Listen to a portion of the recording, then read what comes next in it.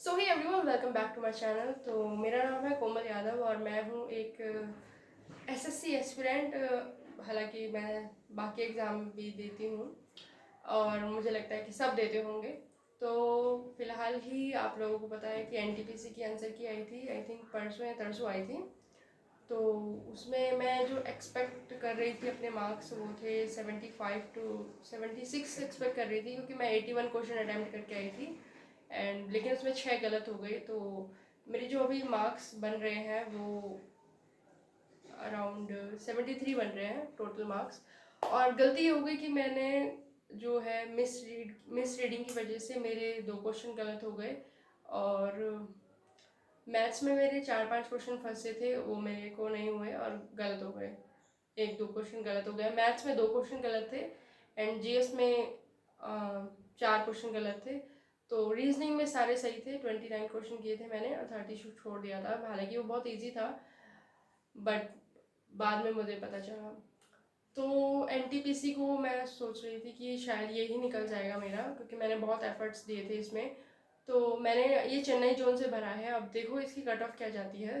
अब 73 के अंडर अगर आती हूँ, जनरल कैटेगरी से मैंने भरा था, क्योंकि अभी मेरा ओबीसी कास्ट सर्टिफिकेट नहीं बना है, अभी मैंने बनवाने के लिए दे रखा है।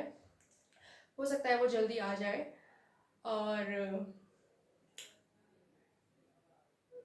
मैंने एक्चुअली चेन्नई से भरा ही इसलिए था ताकि अगर मतलब थोड़ा कट ऑफ का वो इशू रहे तो मुझे लगा शायद कम लोग साउथ में जाना पसंद करेंगे।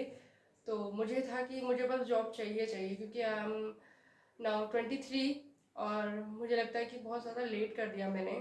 मुझे प्रिपरेशन करते करते 21 महीने हो चुके हैं, शायद 2 साल से थोड़ा सा कम। सितंबर अक्टूबर नवंबर में मुझे दो साल हो जाएंगे। हाँ, तो अभी मेरे पास जो एग्ज़ाम्स है वो बहुत सारे एग्ज़ाम्स है। एक है एमपी पुलिस कांस्टेबल जो कि 30 अक्टूबर को है। ग्रुप डी जो कि 18 नवंबर से आई थिंक स्टार्ट होने वाला है। CHSL है एसएससी का। एंड अभी बीएसएफ हेड कांस्टेबल जो कि अभी स्टे पे है, अभी पता नहीं कब आने वाला है उसका एग्ज़ाम। लेकिन अभी थोड़ा कुछ गड़बड़ी हो गई है उसमें। उसको जो एग्ज़ाम कराने वाली जो वो है कंपनी, वो नहीं मिल रही है।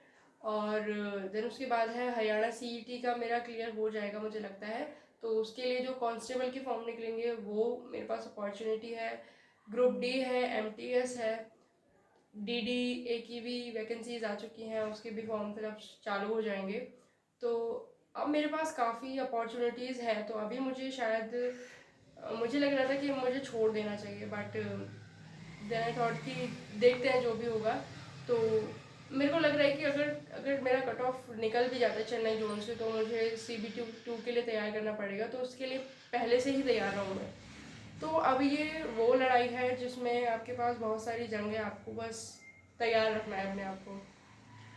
तो मैं आज से मतलब फिर से एक अलग तरीके से रीस्टार्ट करने वाली हूँ, अपने मतलब स्ट्रैटेजीज़ को बदलने वाली हूँ, ताकि एक अच्छी सी स्मार्ट अप्रोच के साथ मैं चलने वाली हूँ, ताकि जो मेरे एग्ज़ाम के निकलने की चांस है वो थोड़े बढ़ जाएँ।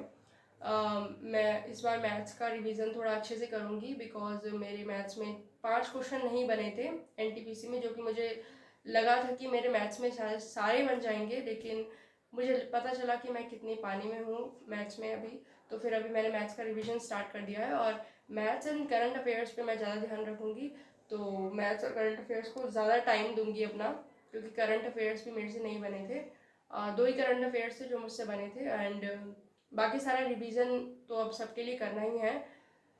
तो मैंने सोचा है कि CBT 2 के लिए मैं अभी कंफर्म तो नहीं हूँ, लेकिन हो सकता है मैं बॉर्डर लाइन पे हूँ। तो मैं CBT 2 का अभी हफ्ते में एक बार टेस्ट दूंगी। तो मतलब संडे को मैंने सोचा है कि एनटीपीसी CBT 2 के लिए एक मॉक दूँ, और जो भी 6 दिन बचेंगे उसमें CHSL के लिए एक मॉक अल्टरनेट डे पे, एक ग्रुप डी का और एक CHSL का मॉक दूँ। तो आई थिंक ये इतना इनफ होगा एक दिन में एक मॉक लगाना। अगर मुझे लगा कि थोड़ा और ज़रूरत है तो अभी मैं चाहती हूँ कि थोड़ा पहले रिवीजन कर लूँ, जब लास्ट के 15 दिन बचे किसी भी एग्ज़ाम के लिए तो उसमें मैं ज़्यादा से ज़्यादा मॉक लगाऊँ। तो मुझे एमपी का जीके भी थोड़ा सा पढ़ना है और कंप्यूटर बेस्ड पढ़नी है। कंप्यूटर मैंने पढ़ी नहीं है अच्छे से, तो अभी बस चीज़ें बस घूम रही है दिमाग में। तो अभी मैं स्टार्ट करूँगी ये सब चीज़ें। आज आज है 18 सितंबर है और 16 सितंबर को मेरा CGL का एग्ज़ाम था, तो ठीक गया। बट अभी मेरी ग्रेजुएशन कंप्लीट नहीं है, तो फिर कोई फ़ायदा भी नहीं होगा अगर सिलेक्ट भी हो जाती हूँ। पर मुझे लगने वाला है कि कट ऑफ जो है थोड़ा सा हाई जा सकती है, तो मेरा उस अंडर में नहीं आएगा। तो बेटर होगा कि मैं आगे के लिए अच्छे से तैयार करूँ अपने आप को। तो मैथ्स में सब कुछ तैयार करना है। And the most important thing कि अब एक्चुअली क्या है ना कि मैं बहुत लेट हो चुकी हूँ और मेरे बहुत ड्रीम्स हैं। सबसे बड़ा ड्रीम तो मेरा बाइक राइडिंग का है तो मुझे लग रहा है बहुत लेट ना हो जाए, तो इसलिए मैं अपने पास ऑप्शन बी भी रखती हूँ, क्योंकि हर बार मैं ऑप्शन ए रख के अपने आप को फंसा देती हूँ।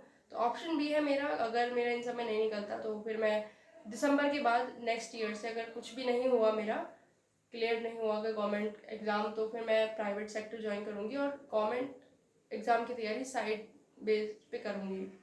तो गवर्नमेंट के लिए मतलब प्राइवेट सेक्टर में जाने के लिए भी मुझे थोड़ा सा स्किल्स पे अपने काम करना पड़ेगा। तो मैंने अपनी जो स्किल्स को टाइम दिया है वो है 2 घंटे का। तो हाँ, 1 से 2 घंटे मैं अपनी स्किल्स पे दूंगी, तो वो भी मैं आपको इस जर्नी में आपको दिखाऊंगी कि मैं मेरा क्या अप्रोच रहेगा और क्या रहेगा। And 8 and I think 8 our is sufficient for my study time. तो लेट्स सी क्या होता है। तो एक्चुअली मैं लाइब्रेरी